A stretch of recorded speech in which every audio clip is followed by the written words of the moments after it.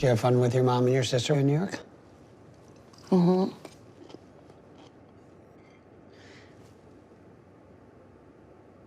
Yeah. What's the matter? Nothing. Something. What's the matter? I just feel bad because I was so exhausted. And just the schedule there and then the engagement party and just going nonstop.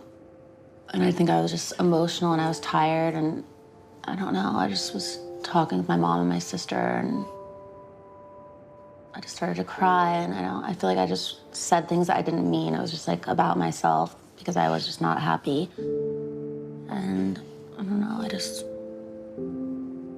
when I think about my life now that we're back in LA and it's obviously busy, but not as hectic as New York. Or you just were feeling overwhelmed? Yeah. Remember, what did we say? It's just you and me, kid. It's just you and me, kid. Why did you not tell Carter everything that you told your mom and Nikki at Serendipity? I feel so bad because I had the whole plan of what I was going to say. And then we were just sitting there and he's so sweet and just like those little like puppy dog eyes looking at me.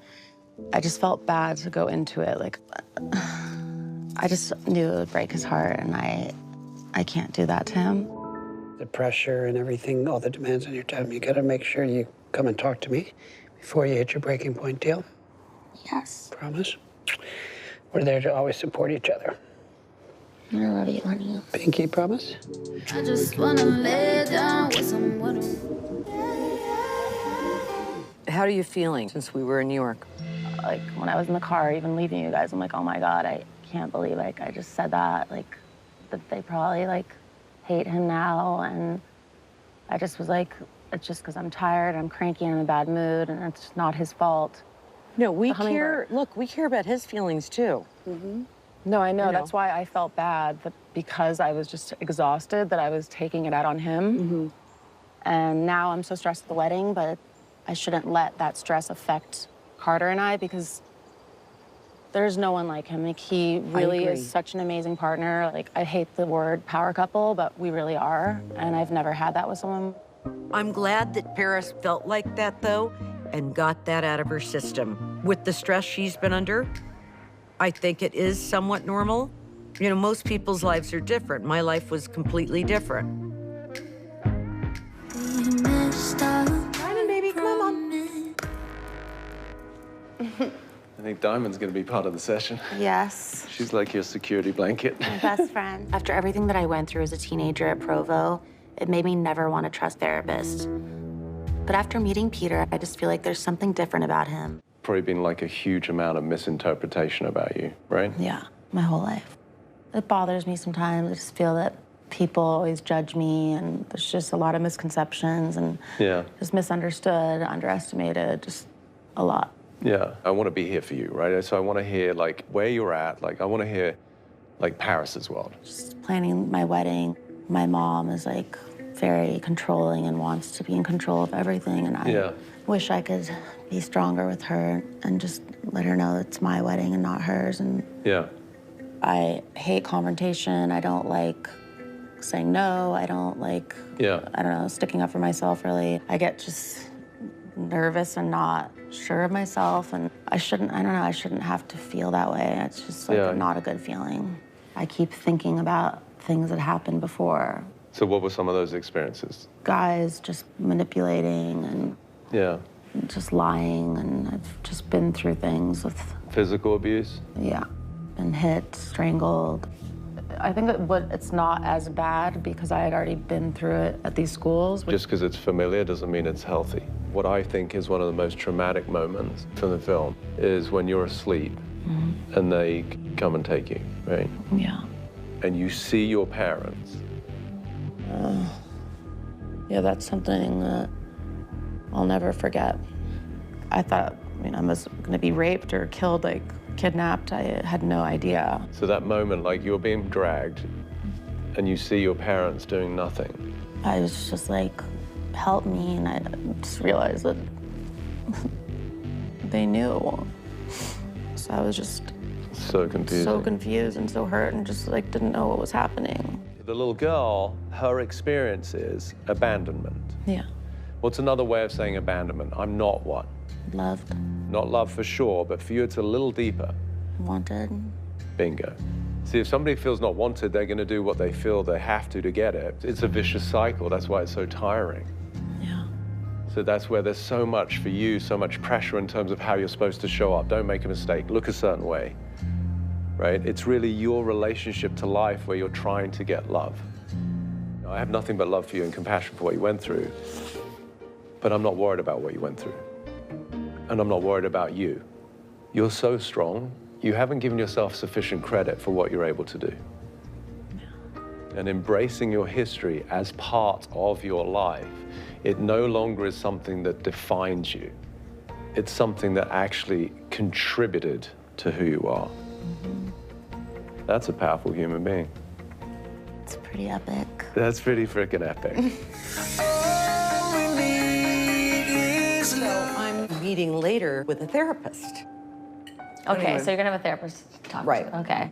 Also, I wanted to talk about the documentary and discuss some of those issues. About the stuff that she went through or how it affected you or both? Both.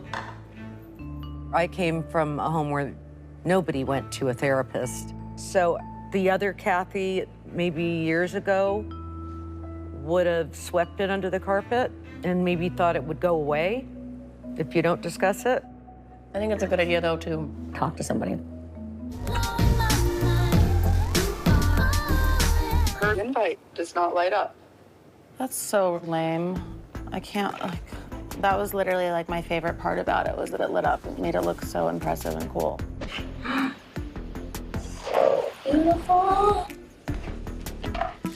So cool. How did they mess this up so bad? I don't know. Typos? Mine says Nikki Rothschild. Rot, like R-O-T? Yes. That's great. I mean, weren't these proofread? The RSVP envelope is addressed to Mr. and Mr. Richard Hilton. What? If they're messing up literally on the main family members, like, I don't even want to know what they've done with the other people. I Like, mean, that is a big screw up. For you to invite me here, to talk to me, to talk about, to look at what happened and what you can do different and differently to be the person you deserve to be, the mother you deserve to be, that tells me you're a want-to-know person. Well, I wanted professional help. What happened to you as a child? Because if people don't take a look at what happened to you as a child, you won't understand where your parenting came from. How is mom with you? Was she controlling? Was she very much the person? She is controlling. Okay, all right, we got something now. So she understood that if she could control the situation, that she felt everybody was safer. Probably. Yeah, that's what you got. That's how you were trained. And you're the oldest, so you're supposed to do that too. Right. So you love somebody so much, you want to protect them. The trouble is, Kathy, sometimes we don't even know that we're not protecting, that we've actually become the hurt. We've actually inflicted more hurt trying to protect them.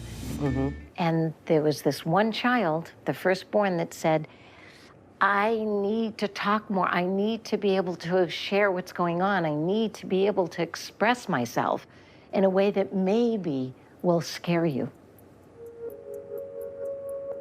And she did. That night that they did the intervention, that must have been horrific for you. You have no idea. I don't. When a parent is one way a lot, they don't see this kind of, balance, right?